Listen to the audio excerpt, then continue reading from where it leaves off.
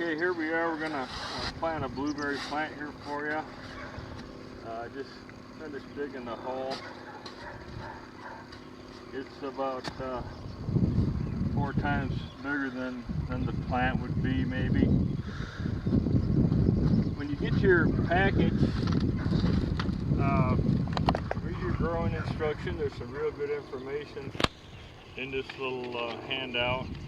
Talks about pH, planting. That's what we're going to do here today. I dug this hole quite a bit bigger than it needs to be. You can see the plant wouldn't need a hole that big, but because of the soil conditions, we want to amend the soil here. Where you might be, the soil might be a little high in pH. We're okay here. We don't really need to amend it. Our pH is about 4.7 to 5, but it gives the plant a little better start. So when you get your plant, take it out of the box and always remove the tag. If you leave the tag on, it'll girdle that plant and keep it from growing. So you might want to write down the variety and where you planted them if it's important to you. So what I'm going to do is lay the plant on the side. Never leave it out in the sun to dry out. Always keep it fresh and moist at the root. So in this wheelbarrow I have mixed some Canadian sphagnum peat moss along with my soil, about 50-50. And what I'm going to do is fill this hole up 3/4 of the way with this amended soil. Nice and loose. Canadian peat has a natural pH of about 4 or 5, which is nice and low. Like that. Go ahead and fill this hole up quite a ways here. What we want to do is have the amended soil in the lower part of the hole, and then we will complete the planting with the natural soil, sandy soil right here at the top. So what we want to do, pick up your plant, find the center of the hole, dig with your hand about where you think it needs to be, and plant it into that amended soil. You can see the soil line where it came from the nursery right about here. So we're about 1 inch lower than that. That's what you want to be. So we'll take the sand and distribute it around the plant.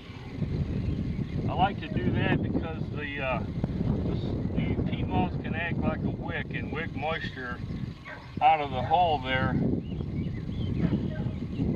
Where if you have your natural soil, it won't do that.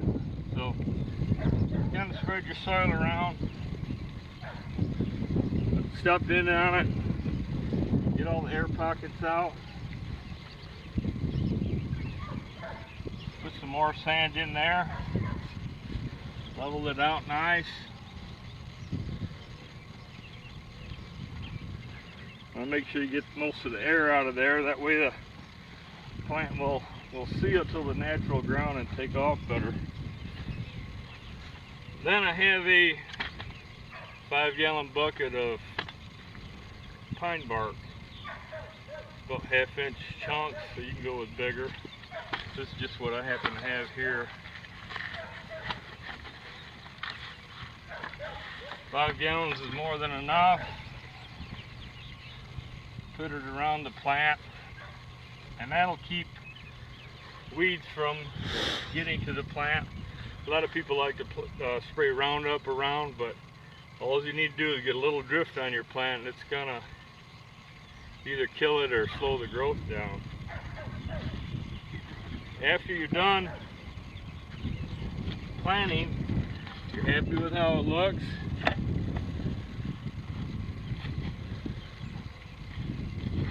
take some water and water it in. A lot of people just do a fast watering, but I'll tell you, in the summertime when it's real hot, you want to make sure you get full penetration through the area there. And generally speaking, I like to water twice a week when it's hot. I don't like to water every day.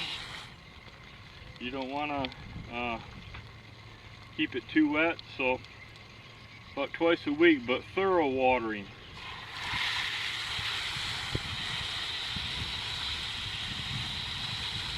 Now if your pH is high and you haven't checked it, as the roots grow out of that amended soil into the natural soil, your leaves will start to turn yellow a little bit because high pH ties up iron. So what you want to do is sprinkle some sulfur around the perimeter of the plant. Go by the label directions. So this is how you plant a blueberry plant. This is your first planting stage. This bush next to me here is 3 years. You're at Carmody Road Greenhouses. We're located in Watervliet, Michigan. We're 30 miles east of Kalamazoo, Michigan.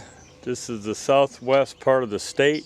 It's a large growing region for fruit. Not only blueberries, but all the tree fruits such as peaches, nectarines, pears, apples, cherries. We grow a lot of fruit in this region. Cranberries is another one. But this area grows more blueberries than anywhere in the U.S. and we feel is the highest quality fruit in the world. So welcome to Carmody Road.